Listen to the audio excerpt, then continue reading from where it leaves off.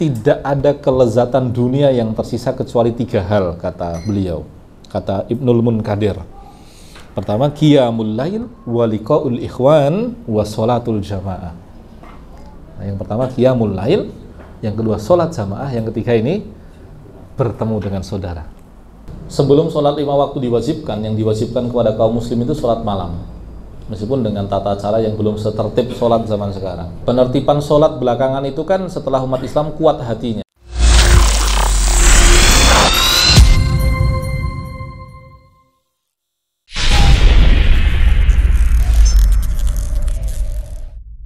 Assalamualaikum warahmatullahi wabarakatuh.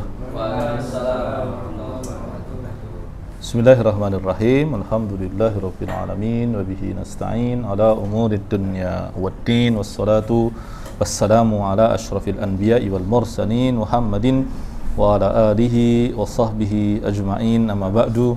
Rabbana zidna ilma warzuqna fahma.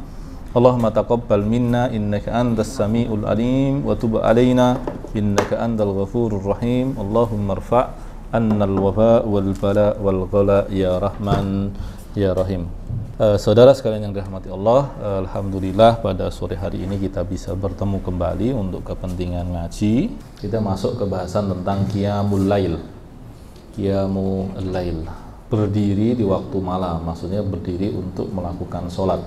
Di sini dikatakan ammal ayat fa qauluhu ta'ala, adapun dalil dari Quran, di antara dalil dari Quran yang mengulas tentang persoalan sholat lail ini adalah surat Al-Furqan ayat 64 ya. Inna rabbaka ya'lamu annaka taqumu adna min sulusayil laili wa nisfahu wa sulusahu. Sesungguhnya Tuhanmu tahu bahwasanya kamu itu berdiri ya, di kurang dari sepertiga malam atau separuhnya, atau sulusayil lail. Sulusayil lail itu berarti sepertiga dengan sepertiga, 2/3, mohon maaf. Sulusayil lail itu 2/3 atau separuhnya atau sepertiganya. Nah itu di surat Furqan ayat, maaf, itu yang di surat Al-Muzammil ayat 20 ya. Lalu kemudian di surat Al-Furqannya adalah walladzina yabituna li rabbihim sujjadan wa qiyaman, dan orang-orang yang bermalam hari bersujud dan berdiri kepada Tuhan mereka. Nah, itu 2 ayat di dalam Al-Qur'an ya. Meskipun kalau yang perintah ada di surat Muzammil juga ya, qumil laila illa qalila nisfahu awin kusminhu qalila, dan selanjutnya itu. Di sini menunjukkan bahwa malam hari itu dia di satu sisi punya kejahatan, di sisi yang lain dia punya kebaikan. Ayat yang menunjukkan bahwa di malam hari itu ada kejahatan itu bisa ditemukan di dalam surat Al-Falaq. Wa min syarri ghasiqin idza waqab. Ya, dari keburukan malam jika dia telah gelap. Salat malam ini punya kedudukan yang tinggi ya di dalam Islam. Tadi dia muncul di dalam Al-Quran, tidak banyak sebetulnya, tetapi ditekankan karena sebagian ulama mengatakan sebelum sholat 5 waktu diwajibkan, yang diwajibkan kepada kaum muslim itu sholat malam, meskipun dengan tata cara yang belum setertib sholat zaman sekarang. Penertiban sholat belakangan itu kan setelah umat Islam kuat hatinya. Sebelumnya kan sholat itu masih ngobrol-ngobrol kan, Allahu Akbar, piye kabare kowe mau dodolan apa deh. Itu dulu kejadian ya, termasuk mendem kan, makanya kan dikatakan wala taqrabus sholat wa antum sukara kan, nanti jangan sholat nanti kalau mabuk gitu, karena dulu mendem harus salat itu kan, dan sebagainya dan sebagainya. Nah itu sholat malam. Dan adapun riwayat dari Nabi dikatakan afdhalus sholati ba'dal maktubati qiyamul lail ya, sebaik-baik sholat setelah yang 5 waktu yang diwajibkan itu adalah qiyamul lail. Hadis ini muttafaqun alaih, artinya disahihkan oleh Imam Bukhari dan Muslim sehingga memiliki tingkat kesahihan paling tinggi. Wa sabata fi sahihaini wa ghairihima min hadithi Aisyah radhiyallahu anha qalat. Nah ada hadis dari Aisyah, beliau mengatakan kana Rasulullah sallallahu alaihi wasallam yusalli ma baina ayyafrugha min salatil isya'i ila al-fajri 11 rakaah yusallim baina kulli rak'ataini wa yutiru biwahidatin. Nah ini dia Aisyah, beliau mengatakan Nabi itu sholat malam ya, yang waktunya itu adalah ba'da sholat isya sampai fajar begitu, sebanyak 11 rakaat. Nah 11 rakaat di sini artinya apa? Memang ada yang menyimpulkan 11 itu adalah jumlah maksimal, tapi pendapat itu tidak benar Karena pada praktiknya para sahabat Nabi itu jumlah rokaatnya bermacam-macam. Yang sholat malam sampai tembus 100 rokaat ada. Ya, jadi yang sholat malam dengan bacaan pendek-pendek tembus 100 rokaat itu ada. Lalu yang sholat malam dengan 11 rokaat panjang seperti yang dilakukan Nabi ada. Yang sholat malam dengan 11 rokaat pendek, yang 1 rokaat dengan 30 juz adalah Utsman bin Affan. Itu ada ya. Tapi tidak direkomendasikan untuk bermakmum ya, jangan ya, itu membahayakan. Itu ya, hampir pasti makmumnya nangis. Bukan nangis khusyuk, nangisnya susah. Sekarang pertanyaannya, kenapa kok kemudian ada di kalangan mazhab ada yang menjadikannya 21, 31, 41? Itu sebetulnya adalah mencoba mencontoh sunnah Nabi secara kuantitas dan kualitas. Karena nggak kuat 11 rokaat dengan sedemikian panjang, ya, makanya kemudian dipecah lebih banyak rokaatnya. Misalkan gini, 1 rokaat menghabiskan 3 juz, kan berat.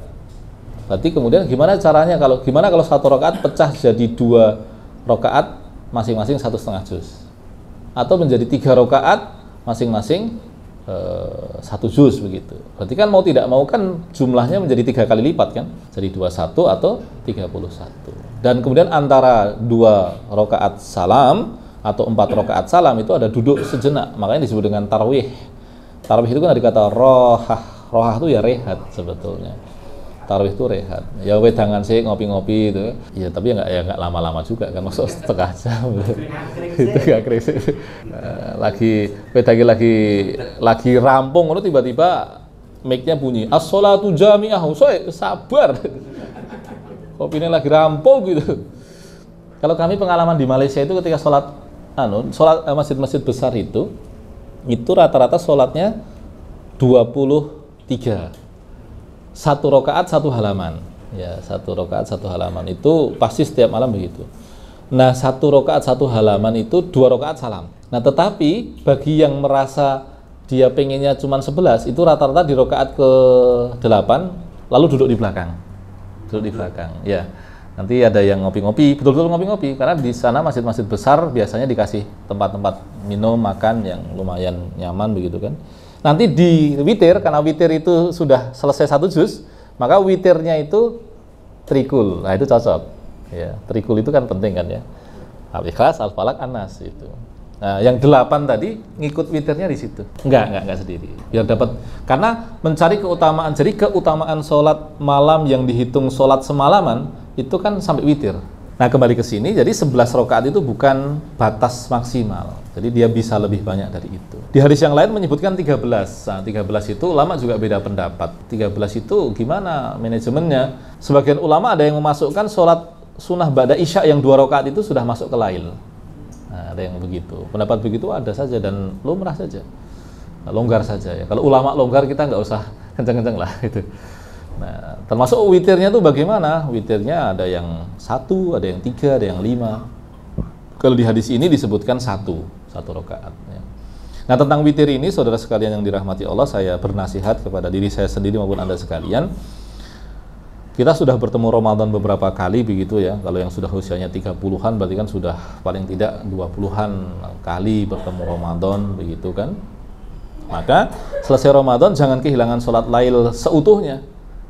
Sholat lain tetap dipertahankan meskipun minimalis ya, gampangnya nggak kuat 11 ya 9, nggak kuat 9 ya 7, nggak kuat 7 ya 5, nggak kuat 5 ya 3, nggak kuat 3 ya 1. Nah itu dia.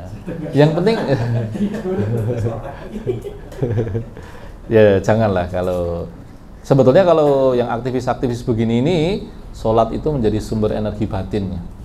Biar tidak kehilangan arah, biar tidak kehilangan orientasi. Lelahnya kita berinteraksi dengan dunia, bahkan untuk kepentingan akhirat, interaksi dengan dunia itu melelahkan loh. Panjenengan semua misalkan ngurus masyarakat yang sedang dibantu oleh mualaf center gitu. Itu kan Anda berinteraksi dengan dunia secara intensif kan. Ada capek, ada lelah, ada emosi di situ. Seikhlas apapun Anda, emosi itu pasti muncul. Kecuali kekuatan ikhlas Anda itu sangat membaca begitu ya. Itu tapi kan itu adalah hasil proses yang panjang ya kan. Sumber energi batinnya ya sebetulnya sholat itu sebetulnya. Wa fil khabar innahu dzakara indahu ar-rajul yanamu kullal lail hatta yusbiha faqala Nabi bercerita tentang seorang lelaki yang tidur semalaman begitu ya. Tentu maksudnya sudah sholat isya, tapi tidak berdiri sholat sedikit pun. Beliau mengatakan dzaka rajulun balas syaitan fi udunaihi. Nah, hadis ini memang bisa ditarik ke beberapa konteks. Kalau ini dihubungkan dengan orang yang tidak bisa bangun dan sholat malam, bukan berkaitan dengan subuh. Ya, meskipun kemudian yang menarik ke sana banyak. Itu dia. Hadis ini juga sahih ya, disahihkan oleh Imam Bukhari dan Muslim, sehingga menjadi hadis yang paling sahih. Wa an Abi Hurairah radhiyallahu anhu qala qala Rasulullah sallallahu alaihi wasallam yaqidu syaitanu ala qafiyati ahadikum idza huwa nama salasa uqat. Nah, setan itu mengikat ya, membuat 3 ikatan di kepala kita ini ya. Dan yadribu makana kulli uqdatin alaika lailun tawilun farqud, kata beliau. Nah, maka kita harus mengenali itu ya, dan kemudian ketika malam itu kita harus berusaha untuk melepaskannya, karena ikatan itu membuat kita sulit untuk beribadah malam. Fa idza staiqadha wa dzakarallaha ta'ala in halat uqdatun. Kalau kita bangun dan menyebut nama Allah, maka ikatan itu terlepas satu. Nah, berarti kata kuncinya doa itu penting. Dan di bahasan doa kemarin kita sudah menyadari bahwa ada banyak perkara yang tidak bisa diselesaikan kecuali dengan doa. Ya, ada banyak perkara, ya, apalagi perkara hati gitu ya. Soal dobra-abrik fisikmu nek atine mubal. Yang bisa menyelesaikan adalah Allah Subhanahu wa taala. Dan masalah hati itu macam-macam, bisa benci sekali atau cinta sekali atau dengki sekali. Itu kalau Allah tidak uraikan itu menyiksa dan nggak karuan lah. Nah, doa ketika bangun malam itu hanya kemudian manajemen tidur kita Muslim itu asalnya itu tidur awal bangun awal. Kayak orang-orang desa itu loh ya, bangun tidur jam 7, jam 8, 9, bangun jam 2, jam 3. Asalnya begitu. Tetapi karena kemodernan, lampu bermunculan, kita jadi merasa bahwa jam 9, jam 10 itu belum terasa betul-betul malam kan. Akhirnya kemudian kita tidurnya akhir. Nah, kalau kemudian kita tidurnya akhir, gimana cara memanage sholat malamnya? Ya diawalkan. Jangan sampai kemudian sudah tidurnya akhir nggak dapat sholat malam. Sholat malamnya gimana? Ya tadi, meskipun hanya 1 rakaat, tegakkan saja. Syukur bisa lebih. Nah, itu dia. Fa in tawaddoa in halat uqdah. Nah, kalau kemudian disusul dengan wudu, jadi bangun doa, 1 ikatan setan itu lepas. Lalu kemudian kalau kita berwudu, 1 ikatan lagi lepas. Fa in shalla in halat uqdah. Dan kalau sholat maka ketiga ikatan itu lepas semuanya. Maka apa yang terjadi? Fa asbaha nasyiton thayyiban nafsi. Nah, maka dia akan berpagi hari dengan penuh semangat, dengan jiwa yang mungkin fresh itu. Kata thayyib itu diterjemahkan lebih enak menjadi fresh, yang bugar, yang segar ya, yang penuh kegembiraan begitu. Wa illa kalau enggak asbaha khabisan nafsi kaslan. Maka kalau dia tidak melepaskan ikatan-ikatan itu, dia akan berpagi hari dengan tadi bermalas-malasan dan jiwa yang buruk. Khabis itu menunjukkan kepada makna jelek, tapi lebih kepada makna kotor. Nah, itu maka, dan ini omongan Nabi. Omongan Nabi itu berarti pasti benar. Kalau omongan motivator bisa benar, bisa salah. Gitu. Kalau omongan Nabi, udahlah, defaultnya kita udah tahu. Kanjeng Nabi ngendika ngono wis manut wae. Nah, jalani, nanti kita baru faham. Dan ada banyak perkara itu tidak akan bisa kita fahami tanpa menjalaninya. Kamu kok sama orang kayak gitu kok seneng ya, padahal tampangnya pas-pasan. Orang jatuh cinta kan ya. Ya, ada. Maksudnya apa poinnya? Bahwa pengalaman kejiwaan itu akan sulit dipahami oleh orang yang tidak mengalaminya. Makanya di kalangan mutasawwif atau pelaku tasawuf itu ada ungkapan man lam yaduk lam ya'rif, yang enggak pernah merasakan, yang enggak pernah mencicipi, dia tidak akan paham. Nah, sama banyak hal-hal dalam syariat itu kalau kita tidak menjalankannya enggak akan paham. Jalani dulu aja itu ya. Sudah jalani dulu aja. Ya podo sholat jalani dulu aja. Sholat sunnah, sholat lail, zikir, doa itu jalani dulu aja. Nanti Allah akan limpahkan pengetahuan tambahan itu seiring berjalannya waktu. Makanya di dalam ayat yang ini dia menarik ya. Di ayat terpanjang Al-Baqarah 282 itu kan bicara tentang pinjam meminjam, menulis transaksi kan. Itu ternyata di ujungnya ada kalimat wattaqullaha wa yu'allimukumullah. Bertakwalah kepada Allah, maka Allah akan mengajarimu. Di situ menunjukkan bahwa ketakwaan itu ternyata sebab ilmu, menjadi sebab masuknya ilmu ke dalam jiwa kita. Nah, dalam kasusnya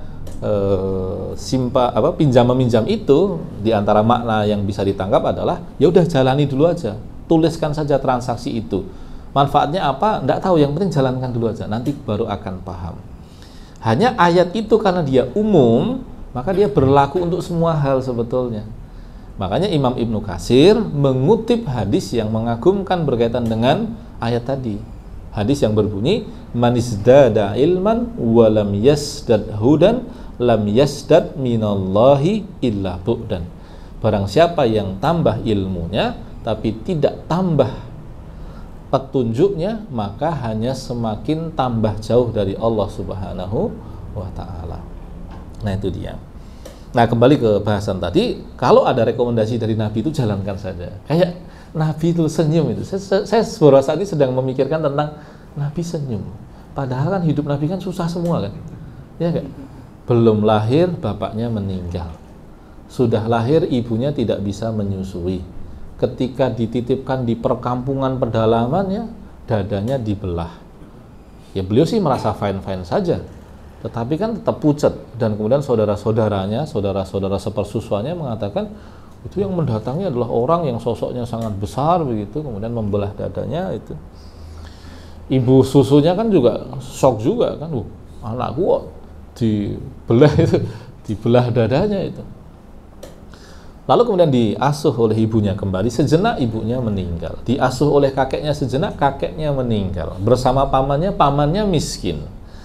Lalu kemudian apa? Ya mau nggak mau kan harus melakukan pekerjaan-pekerjaan kasar kan, menggembala domba, lalu kemudian terlibat perang saudara, kemudian memutarkan barang dagangan orang karena nggak punya modal sendiri kan. Khadijah itu kan pemilik modal. Nabi Muhammad nggak punya modal, beliau memutarkan modal orang. Dan menarik loh, Nabi Muhammad itu kita bersyukur bahwa profil dirinya itu lengkap. Si Mongol, tau nggak si Mongol stand up comedy itu, dia kan bilang kan Yesus itu ceritanya lahir cengel, sebagai bayi bisa bicara, setelah itu hilang datanya, tiba-tiba sudah dewasa kemudian disalib. Nabi Muhammad detailnya kita punya loh. Beliau ikut terlibat perang saudara itu umur 15 tahun, ya kan, perang Fijar kan. Dilamar oleh Khadijah usianya kurang lebih 25 tahun. Nah, itu dia. Nah, mungkin Nabi sempat tersenyum gembira gitu di usia 25 sampai 35. Beliau punya istri yang cantik, terhormat, kaya raya, mendukung semua yang dilakukan oleh Muhammad SAW kan. Anak-anaknya pun baik ya, meskipun kemudian tadi tetap ada kesedihan. Anak lelaki Nabi kan meninggal semua. Qasim meninggal. Belum usianya pendek kan, Qasim. Adiknya Ruqayyah. Ruqayyah itu Zainab dulu. Zainab itu nanti kan dinikahi oleh orang kafir kan. Dinikahkan, tapi ketika kemudian Nabi menjadi Nabi dan orang-orang masuk Islam, mantunya ini nggak masuk Islam, bahkan menjadi musuh. Zainab ini tidak mau menceraikannya. Dia bertahan dengan cintanya. Apa yang kemudian terjadi? Meskipun kemudian ketika sudah meskipun tidak menceraikan, tapi posisinya tidak bersama. Dan ternyata kemudian cintanya itu dibalas oleh Allah. Ternyata di Fathu Makkah, lelaki yang tadi masuk Islam, happy ending kan. Gitu. Tapi Ruqayyah dinikahkan dengan Utsman, meninggal muda. Lalu Ummu Kalsum dinikahkan lagi dengan Utsman, meninggal juga. Semua anak Nabi itu meninggal sebelum Nabi loh. Yang tidak meninggal sebelum Nabi itu cuman Fatimah. Dan ketika Nabi usia 35 sudah mapan dengan semua urusan dunia, terhormat, ya, keluarga baik-baik, tidak punya catatan buruk, beliau kemudian merasakan kegelisahan karena masyarakatnya tidak baik-baik saja. Ya, beliau kan memikirkan tentang kondisi masyarakatnya yang ya menyembah berhala. Ya, dan menyembah berhala itu konyol loh. Konyolnya apa? Mereka yang menciptakan berhala itu, mereka yang mempolesnya, mereka yang kemudian mempeliturnya gitu ya, yang kemudian mengelapnya setiap hari ya, setiap hari biar tampak kinclong begitu ya. Lalu kemudian Khamr juga menjadi minuman harian, padahal itu biang masalah ya. Pernikahan di kalangan orang Arab ini kan kacau balau ya. Ibu tiri bisa diwariskan itu. Jadi kalau di Arab dulu tuh ibu tiri bisa diwariskan. Lalu jumlah istri itu bisa sampai 100. Itu bisa. Lalu ada mekanisme istibdha. Istibdha itu begini, seorang lelaki menyuruh istrinya untuk datang kepada lelaki terhormat untuk dihamili. Lalu kemudian nanti kembali ke keluarganya. Kacau lah. Enggak karuan. Nabi itu enggak habis pikir iki menungso apa. Nah, artinya bahwa Nabi itu selalu merasa gelisah. Dan ketika Nabi menjadi Nabi, apa yang kemudian terjadi? Masalah semua. Nabi menjadi Nabi itu bukan kemudian menjadi mulia. Mulia secara nilai iya, tapi secara dunia isinya masalah semua. Pun ketika hijrah, kalau di sini di negeri ini hijrah itu pelarian. Nabi hijrah itu menambah persoalan. Karena apa? Setelah Nabi hijrah isinya peperangan. Dari 10 tahun hijrah itu, masa Madinah itu 7 tahunnya pertempuran loh. Dan Nabi memulai hari-hari pertempuran tuh di usia 55. Kita usia 35 kehujanan udah masuk angin. Nabi itu kalau dihitung rata-rata itu per 3 bulan bertempur loh. Karena total pertempuran Nabi itu 27. Kaum muslimin totalnya 87 per bulan sekali berarti. Padahal perjalanan bisa sepekan, pengepungan bisa sebulan. Masalah semua.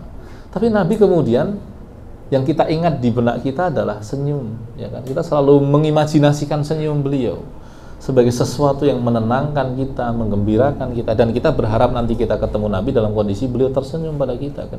Nabi kita Muhammad SAW itu menyuruh kita tersenyum itu. Berarti senyum ini signifikan itu kan. Baru belakangan ketahuan kan berdasarkan penelitian ternyata senyum itu punya pengaruh signifikan. Bayi itu kalau dihitung-hitung ternyata itu setiap berapa menit itu dia akan tersenyum sendiri. Sehingga kemudian kalau di rata-rata dalam 1 jam itu dia bisa senyumnya sampai belasan bahkan puluhan kali. Nah ketika anak-anak dia sudah mulai berkurang senyumnya, apalagi nek bapak galak itu, bapak ibu galak itu, susah ya saudara. Saya frustasi sebagai anak. Bagi ngopo ya, bapakku galak itu. Ya kalau jadi suami atau istri frustasi gitu kan ya, misalkan ibu frustasi karena anaknya banyak harus mengurus keluarga sendiri, sangat mungkin. Atau suami yang lelaki harus dipaksa kuat begitu ya ketika dia harus mengemban banyak tugas.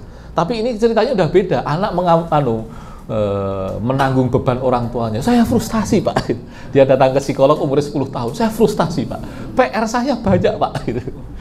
Mapel saya 30 mapel. Kalau yang mau alimin kan pelajari kan 30 itu. Aku mumet Pak. Nah, yang menarik ketika orang sudah dewasa itu ternyata senyumnya itu berkurang. Dia sejam hanya sekitar 3 kali saja di rata-rata. Mulanya Gus Bah itu hebat ya. Beliau itu selalu mengingatkan kita untuk tersenyum itu. Karena ternyata dia signifikan. Karena Nabi mengajari kita itu. Karena dia juga berkaitan dengan kondisi kejiwaan kan. Nah, pangandikane Nabi itu begitu. Seringkali sangat sederhana, nggak ndaki-ndaki kayak filosof itu. Tapi sangat berguna. Nek filosofi ya omongane angel, le memahami we angel, le nglakoni angel, urung karuan berhasil. Itu filosofi itu. Nabi enggak. Nabi itu utitu bijawami'il kalim, kata beliau. Aku diberi penghimpun ungkapan. Ungkapan-ungkapan Nabi itu ringkas, jelas, padat, dan sangat berguna. Nah, maka kemudian kembali ke sini tadi, saudara sekalian yang dirahmati Allah Subhanahu wa taala, ketika beliau menceritakan tentang kerja setan yang tidak pernah bisa kita lihat itu, tetapi punya pengaruh signifikan pada diri kita, ya sudah kita pertimbangkan. Syukur-syukur kalau kemudian prosedur yang lain bisa kita lakukan. Sebelum tidur kita wudhu, sebelum kita baringkan badan kita, kemudian meruqyah diri kita ya dengan membacakan ayat di tangan kita, kemudian mengusapkannya di badan kita, ya kan. Terus kemudian kita membaca ayat-ayat Quran, misalkan 2 ayat terakhir Al-Baqarah sebagai penukar wirid yang terlewat, ya kan. Dan itu semua sunnah semuanya, hadisnya sahih, ya, minimal dia hasan, nggak usah kemudian ngomong-ngomong itu amalnya sahih, hadisnya jelas kok. Nah itu dia, termasuk misalkan ungkapan alja'tu dhuhri ilaika wa alja'tu nafsi ilaika dan sebagainya dan sebagainya. Nah itu kita yakin bahwa semua itu bisa berpengaruh signifikan terhadap diri kita. Oke, baik, berkaitan dengan sholat malam juga ada asar atau ungkapan-ungkapan sahabat dan tabi'in.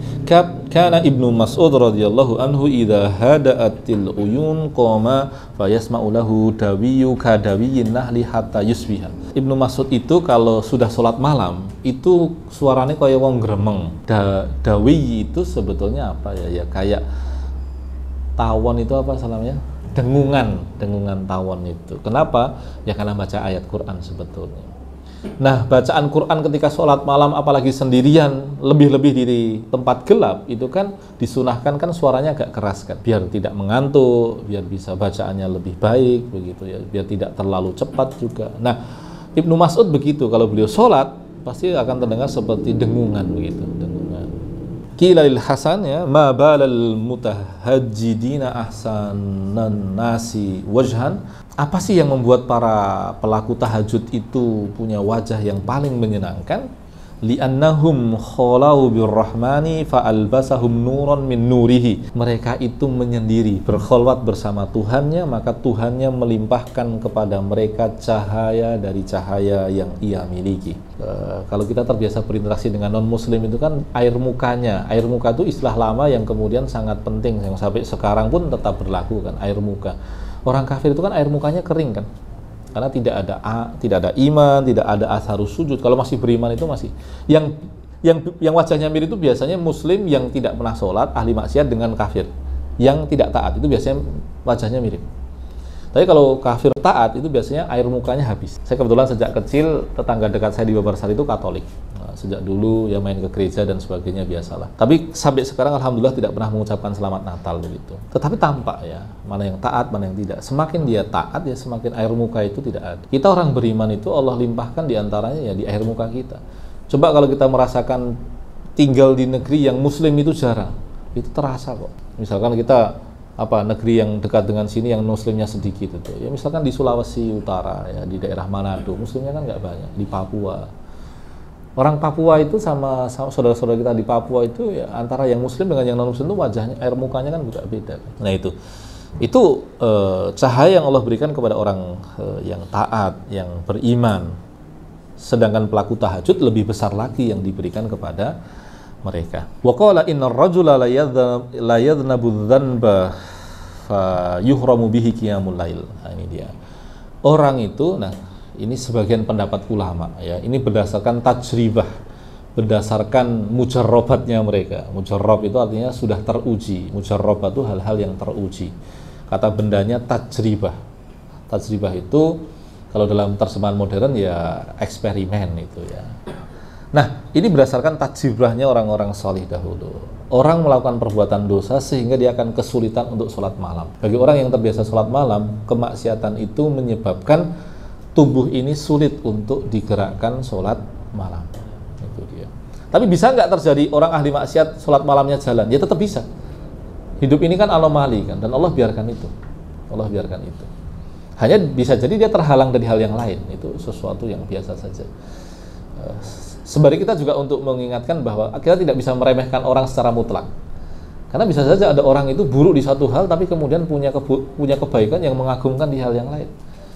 Makanya kita kepada orang beriman itu hukum dasarnya adalah wala mutlak. Kita bersetia kepada orang beriman. Tetapi sebagai satuan, ya ini punya kekurangan di sini, ini punya kekurangan di sini, semuanya punya kekurangan. Berbeda dengan orang kafir, sebaik apapun orang kafir, hukum dasarnya adalah bara'ah mutlak. Ya, sedekat apapun, misalkan saya punya dosen, orang Kristen, baik, dekat ya dekat aja, sekedar teman, tidak lebih. Karena hukum dasarnya dia orang kafir, itu dia. Nah, wa qala rajulun li ahadis salihin la astati'u qiyamal lail fasif lidawaan. Saya tuh kok nggak bisa sholat malam ya, Bu. Saya dinasihati, coba saya diberitahu obatnya apa. Maka kemudian orang salih itu mengatakan la ta'sihi bin nahari wa huwa yuqimuka baina yadayhi bil laili. Jangan kamu mendurhakai Tuhanmu di siang hari, maka dia akan tegakkan badanmu di hadapannya di malam hari. Itu kata orang salih. Biasanya kalau disebutkan kata orang salih begini, ini menunjukkan itu tradisi. Artinya udah kebiasaannya begitu. Itu yang berlaku umum di kalangan mereka. Wa yurwa an Sufyan as-Tsauri annahu qala hurimtu qiyamal laili 15 ashhur bi dzambin asabtuhu. Wa qala Ibnu Mubarak Ini sudah Ibnu Mubarak ini sudah lanjutan ya. Sufyan Ats-Tsauri ini beliau punya madhab sendiri tapi tidak besar. Ya, ini sahibnya Imam Asy-Syafi'i. Ya, beliau ahli hadis ya, muhaddis ya, tetapi madhabnya tidak berkembang pesat ya. Madhab berkembang atau tidak berkembang itu masalahnya bukan masalah pintar gak pintar loh. Misalkan Imam Malik itu secara pendapat ya, pendapat beliau itu ulama belakangan mengatakan beberapa lebih lemah dibandingkan pendapat teman sekaligus muridnya yang namanya Lais bin Sa'ad. Lais bin Sa'ad ini orang kaya, suka ilmu. Nah, karena dia kaya, dia suka membantu Imam Malik yang memang miskin begitu ya. Hanya kemudian meskipun usianya sama, Lais bin Sa'ad ini sukanya ngaku sebagai muridnya Imam Malik. Nah, ulama-ulama belakangan mengatakan pendapat Lais itu banyak yang lebih tepat dibandingkan Imam Malik. Tetapi mazhabnya Lais bin Sa'ad tidak berkembang, bahkan terserap ke mazhab Syafi'i. Nah, kenapa demikian? Salah satu alasannya Imam Malik memang terkenal lebih bertakwa. Jadi kalau sesama orang bertakwa, kalau dikatakan lebih bertakwa itu berarti makomnya lebih tinggi lagi gitu kan. Ya, bayangin aja, Imam Malik itu setiap kali ditanyai hadis, beliau akan mandi dahulu. Bayangkan, menyebutkan hadis. Kita loh, sehari tidak mandi tuh, menyebutin hadis dulu gitu. Imam Malik itu akan begitu. Perkaranya mungkin simple. Nah, ini dia, ini pengingat ya. Di track pendek kita bisa saling bersaing. Di track panjang orang-orang kuat akan terlihat. Ya, misalkan begini, orang soleh ada yang mengatakan tidak pernah kehilangan sholat jamaah selama 40 tahun. Bayangin. Ya, kalau hitungannya sholat jamaah sekali dua kali, kita mungkin bisa selalu bersama. Begitu hitungannya puluhan tahun, ketahuan siapa yang nggak pernah kehilangan, siapa yang sesekali kehilangan, siapa yang selalu kehilangan. Kan gitu. Nah, Imam Malik punya hal-hal seperti itu. Coba bayangin, kalau beliau setiap kali menyebutkan hadis itu mandi dahulu, ya sehari dua hari mungkin akan mudah. Tapi kalau itu dilakukan sepanjang hayat, ya signifikan kan bedanya di hadapan Allah.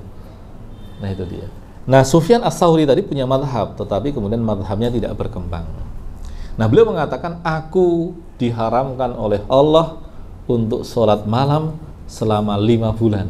Artinya saya itu sampai kehilangan sholat malam 5 bulan gara-gara dosa yang pernah aku lakukan. Nah, itu balasan untuk orang level orang soleh ya. Kalau kita insya Allah balasannya nggak selevel itu, karena kesolehannya juga nggak setinggi itu juga gitu kan. Tetapi makam orang-orang ini ya, itu ya seperti yang tadi disebutkan. Nah, waqala Ibnul Mubarak, Abdullah bin Mubarak ini juga sama, beliau punya madhab sendiri tapi nggak suka. Nah, ini dia menarik. Abdullah bin Mubarak ini alim, soleh, suka menghabiskan waktu di medan tempur begitu ya. Ya kalau ibarat sekarang suka ngurusi mu'alaf center begitu. Ya kan. Dia nggak sibuk dengan ilmu begitu, tetapi alim beliau. Nah, menariknya itu ketika beliau itu mengajarkan sebuah kitab ya, beliau itu menemukan namanya di dalam kitab itu. Namanya sudah dikuotasi, sudah dikutip-kutip gitu. Waqala Abdullah bin Mubarak gitu.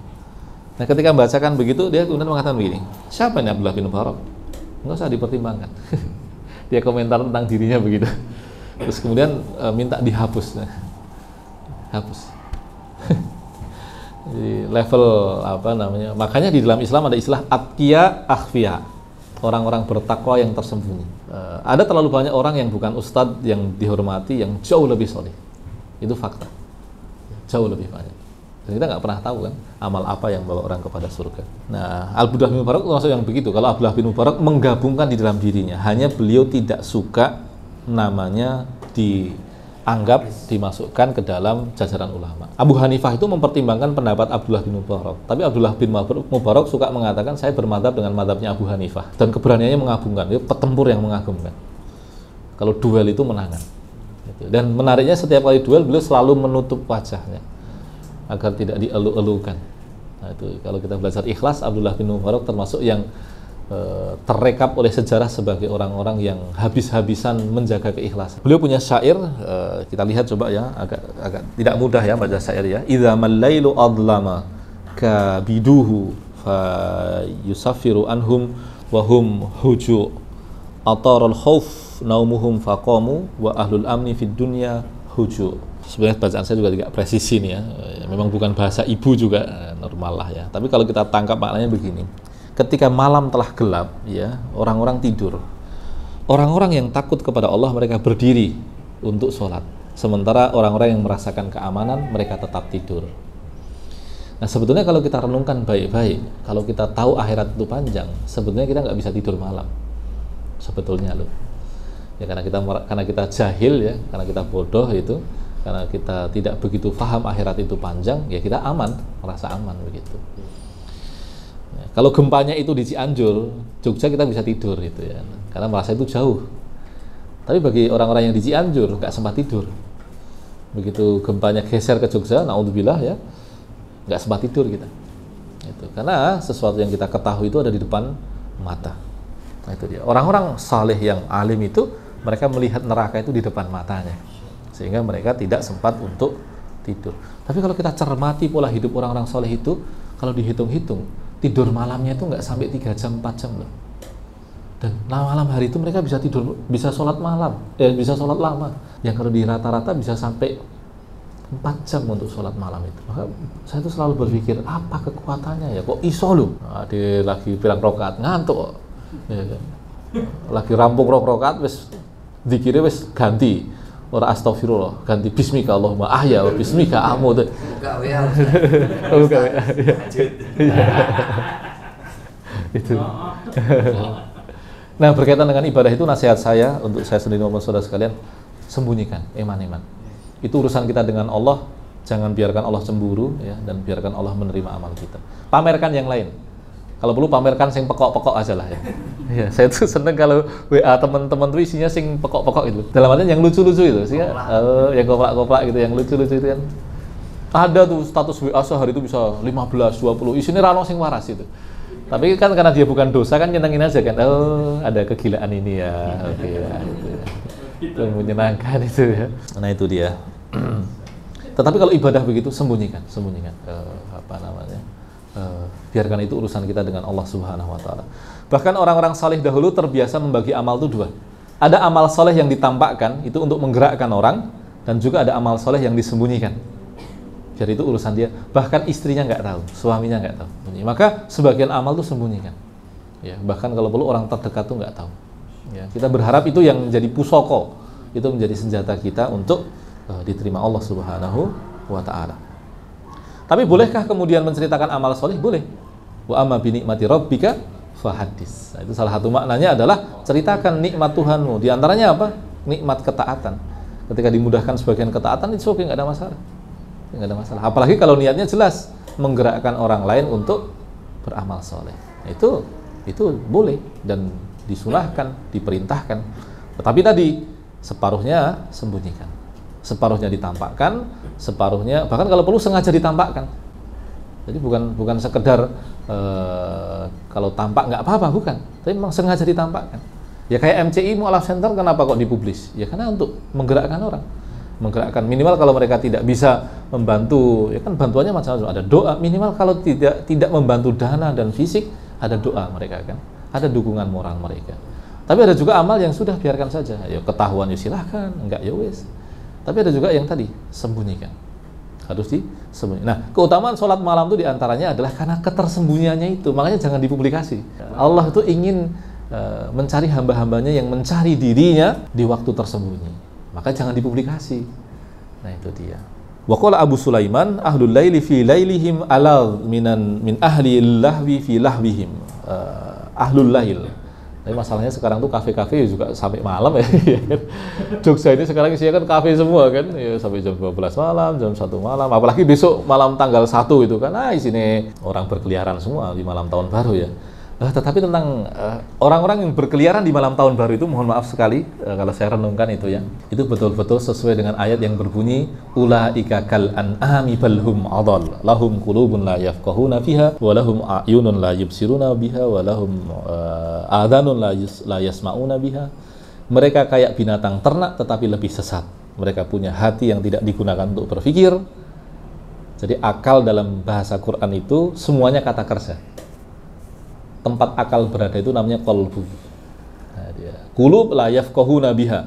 Mereka punya qalbu yang tidak dipakai untuk memahami, mereka punya mata yang tidak dipakai untuk melihat, mereka punya telinga yang tidak dipakai untuk mendengar. Nah, menariknya adalah Allah ki ngonek-onek awake dhewe dianggap kewan coba. Kal an'ami bal hum adall, kayak binatang ternak tapi lebih sesat. Nah, itu dia. Mari kita coba merenung-renungkan ayat ini. Kalau dikatakan bahwa manusia seperti binatang ternak tapi lebih sesat, binatang ternak itu sesat nggak? Nah, logika bahasanya harus Quran itu bahasa. Domba tersesat ya. Itu berdasarkan keyakinan kelompok tertentu atau beneran? Sekarang ini coba kita dedes ya. Domba itu kenapa disebut tersesat? Kenapa domba tersesat? Apa bedanya domba misalkan dengan tawon, dengan burung merpati, dengan ayam misalkan? Nah betul. Kata kuncinya adalah domba itu dikatakan tersesat karena nggak punya sistem navigasi. Dia nggak punya Google Map di benaknya. Kalau nggak percaya, kalau misalkan di sini kandang domba kita buka, dia akan bergerak dan nanti sore dia tidak akan kembali ke tempat ini. Domba begitu, sapi begitu. Maka dikatakan dolal, mereka itu sesat. Beda dengan burung. Burung tahu tempat pulang, apalagi burung merpati. Ayam tahu. Ayam sorry gitu kan. Tahu dia. Apalagi? Tawon jelas dia punya sistem navigasi. Domba enggak, sapi enggak punya. Maka mereka sesat. Tapi kalau manusia dengan kualitas seperti yang disebutkan ayat itu dikatakan lebih sesat dibandingkan domba. Kenapa? Domba yang enggak sesat itu cuma satu. Tahu enggak siapa? Shaun the Sheep. Itu satu-satunya domba yang tidak sesat. Dia lebih pintar dibandingkan pemiliknya. Ya. Pemiliknya suka muring-muring dan misu-misu gitu. Nah sekarang pertanyaannya adalah kenapa domba sapi dikatakan sesat? Satu, tidak punya sistem navigasi. Yang kedua apa? Karena driver dari semua tindakannya itu hanya satu, insting semata.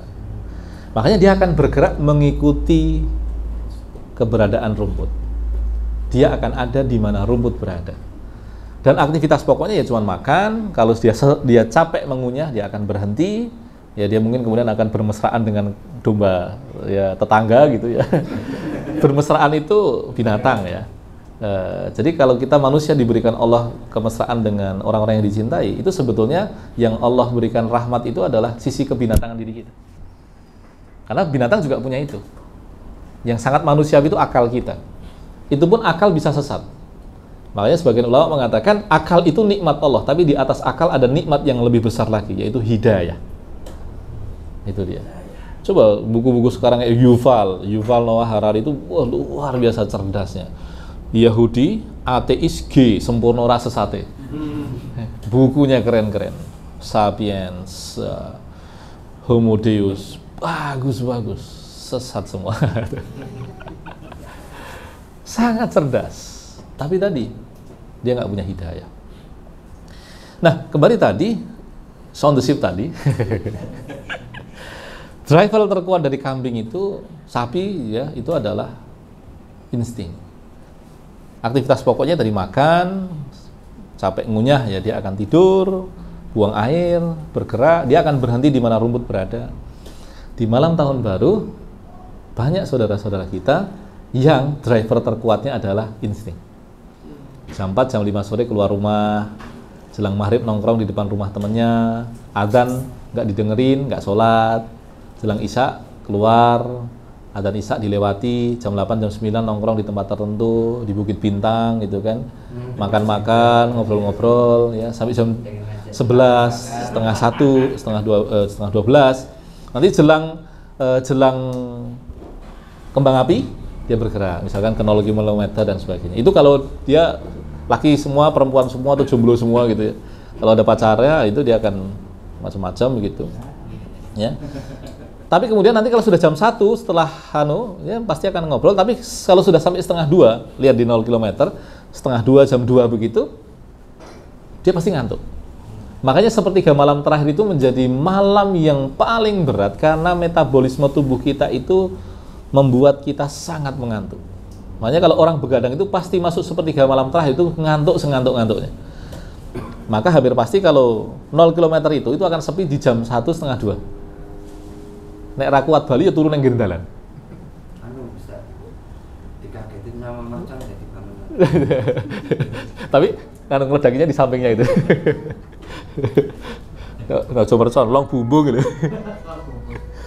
Nah, nanti kalau dia pulang tidur, kira-kira orang yang tidur jam 2, setengah 3 itu bisa nggak bangun subuh?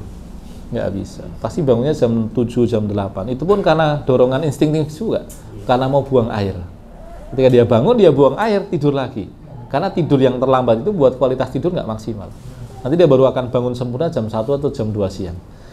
Kalau dia melakukan itu semua, apalagi dengan melibas semua yang diwajibkan Allah berupa sholat dan melibas semua yang haram, berarti ulaika kal an'ami balhum adallu.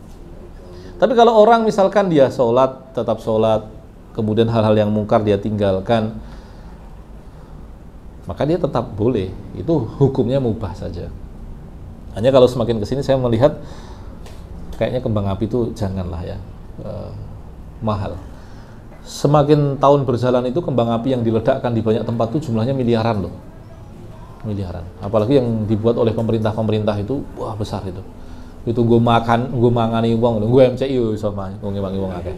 Para penikmat malam yang soleh ya, mereka menikmati malam lebih nikmat dibandingkan ahli kelalaian atau para penikmat kelalaian.